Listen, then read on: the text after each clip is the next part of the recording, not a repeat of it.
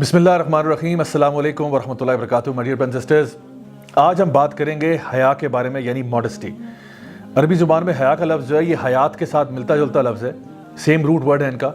यानी कि हया जो है वो आपको हयात देती है, आपको ज़िंदगी देती है।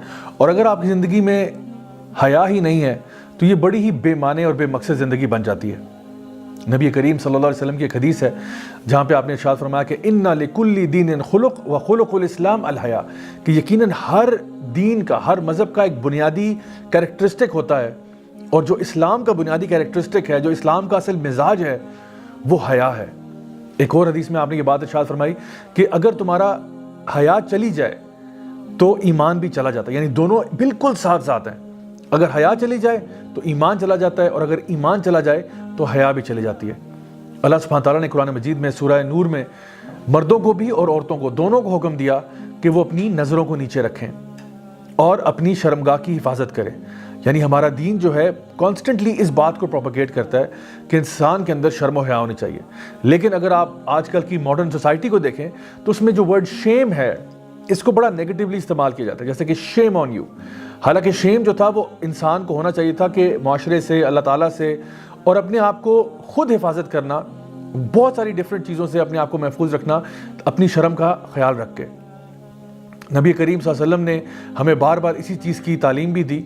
लेकिन बहरहाल आजकल का जो मीडिया है वो इस बात पर तुला हुआ है कि औरतों को एक्सपोज करना, ये वेस्टर्न सोसाइटीज़ जो हैं वो एक तरफ तो वुमेन्स राइट्स को चैम्पियन करते हैं, लेकिन यही वो लोग हैं जो कि वुमेन को एक्सप्लॉइट भी करते हैं in the name of entertainment.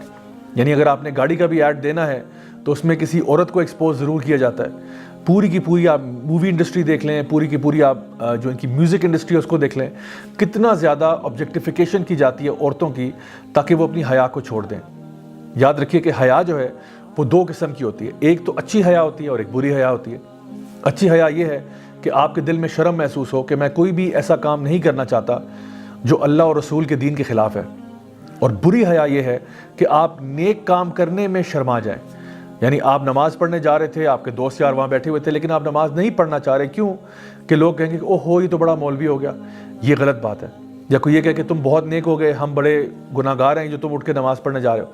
तो कभी भी नेकी को करने में हया नहीं होनी चाहिए, लेकिन बुराई को करने में लोगों की भी हया होनी चाहिए, और अल्लाह ताला से सबसे ज़्यादा आपको हया होनी चाहिए। चाहे आप अकेले में इंसान बैठा हो, उसको मालूम हो कि मेरा अल्लाह तो मुझे देख रहा है। इसलिए ये चीज़ बड़ी अहम है हम सबको फॉलो करने के लिए। एक बहुत ही ज़बरदस्त किताब है सिलसिला मुफ़्सिदातुल क़ुलूब शेख सालेह अल मुनज्जिद की, जिसमें वो दो बहुत ही खूबसूरत वाक़यात का जिक्र करते हैं जो मैं आज आपके सामने पेश करना चाहता हूँ। छोटी छोटी सी दो स्टोरीज़ हैं। पहली स्टोरी जो है वो रबिया बिन ख़तीम की है, जो हमारे सलफ़ुस सालिहीन में से बहुत ही नेक और मुत्तकी शख्स हुआ करते थे, और उनका लोग जानते थे कि वो कितने तकवा वाले हैं, अल्लाह से डरने वाले हैं। तो उस ज़माने के जो यहूद थे उन्होंने ये फ़ैसला किया कि अगर हम चाहते हैं कि मुसलमान यूथ को करप्ट किया जाए, मुसलमान यूथ को राह से हटाया जाए, नेक राह से, तो उसके लिए अगर हम लोग रबिया बिन ख़तीम को करप्ट कर लेंगे जो कि उनके रोल मॉडल हैं, तो फिर यूथ के लिए भी करप्शन की तरफ जाना आसान हो जाएगा। तो उन्होंने क्या किया, उस इलाके की सबसे खूबसूरत लड़की को तलाश किया जो कि एक तवाइफ़ा थी, और उसको ये कहा कि हम तुम्हें पैसे देते हैं कि तुम जाके रबिया बिन ख़तीम को अपनी तरफ माइल करने की कोशिश करो। वो लड़की जो थी वो इंतहाई खूबसूरत थी। उसने मस्जिद के बाहर वेट करना शुरू किया। रबिया बिन ख़तीम वहाँ से निकलते हैं, वो उनके पीछे पीछे चलना शुरू कर देती है। जब आप अपने घर तक पहुँचे तो उसने पीछे से शेर व शायरी में कुछ ज़बरदस्त किस्म के कलिमात इरशाद फरमाए, और ये कहा कि क्या तुम नहीं देखना चाहते मुझ हसीन औरत की तरफ, मैं तुम्हारे लिए यूँ कर दूँगी, तुम्हारे लिए ऐसा कर दूँगी, तुम्हारी ज़िंदगी में बहारें आ जाएंगी, और बड़ी बड़ी ऐसी प्यारी और ख़ूबसूरत बातें उसने करना शुरू कर दी। अब एक तो लड़की खूबसूरत है, ऊपर से उसकी आवाज़ बहुत सुरीली है, ऊपर से वो जो कलाम पढ़ रही है वो ऐसा है कि जो दिल को पिघला के रख दे। रबिया बिन ख़तीम पीछे मुड़ के देखते हैं और उसको अशार में ही जवाब देते हैं कि ए औरत, वो दिन कैसा होगा जब तेरी ये खूबसूरती चली जाएगी, वो दिन कैसा होगा जब तू दुनिया से चली जाएगी और तुझे फिर कब्र के अंदर दफना दिया जाएगा, वो दिन कैसा होगा जब मुनकर और नकीर तेरे साथ कब्र में दाखिल होंगे और तुझसे सवाल पूछेंगे, मन रब्बो का, बता तेरा रब कौन है, माँ दीनों का, बता तेरा दीन क्या है, मन नबियों का, बता तेरा नबी कौन था जिसको तू फॉलो करती थी। और अगर तू जवाब ना दे पाई उस दिन तो सोच के तेरे साथ क्या सलूक होगा कब्र के अंदर, और फिर तू अल्लाह के सामने कैसे जाएगी क़यामत वाले दिन। कभी सोचा तूने कि उस दिन तेरा क्या मामला बनेगा। वो औरत इतनी खौफसदा हुई इस पूरी बात को सुन के कि वो वहाँ से भाग गई। रबिया बिन ख़तीम वो थे جو کسی حال میں بھی اپنی حیا کا سودا نہیں کر سکتے تھے۔ ایک اور شخص ابو بکر المسکی کا واقعہ بھی شیخ صالح المنجد اپنی کتاب میں ذکر کرتے ہیں، جو ہمارے سلف صالحین میں بہت ہی نیک اور اخلاص والے، اللہ سے ڈرنے والے شخص ہوا کرتے تھے۔ ابو بکر المسکی خود بتاتے ہیں کہ میں جب تقریباً 16-17 سال کا تھا تو میری ایک کزن ہوا کرتی تھی جو کہ بہت خوبصورت تھی اور میں اس میں انٹرسٹڈ بھی تھا۔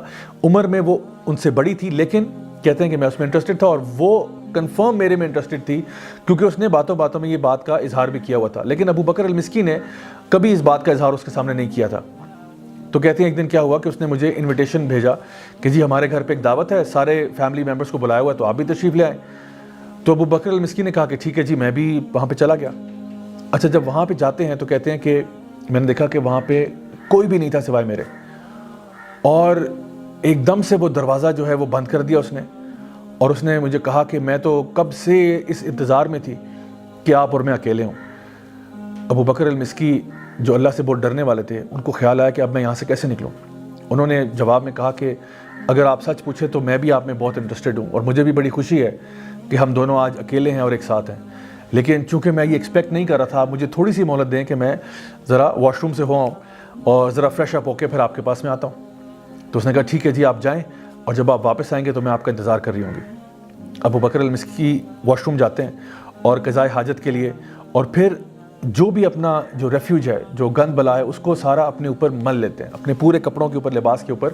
یعنی بڑا کراہیت والا کام ہے، بڑا ہی آپ سمجھ لیں کہ ایسا کام ہے جو کوئی انسان بھی اس کو کرتے ہوئے اس کو بڑی گھن محسوس ہوگی، اور انتہائی مکروہ کام ہے۔ انہوں نے سارا وہ گندگی اٹھائی اور اپنے کپڑوں پہ مل دی، اور پھر باہر آ کے اس سے پوچھتے ہیں کہ کیا اب بھی تم مجھ سے پیار کرتی ہو؟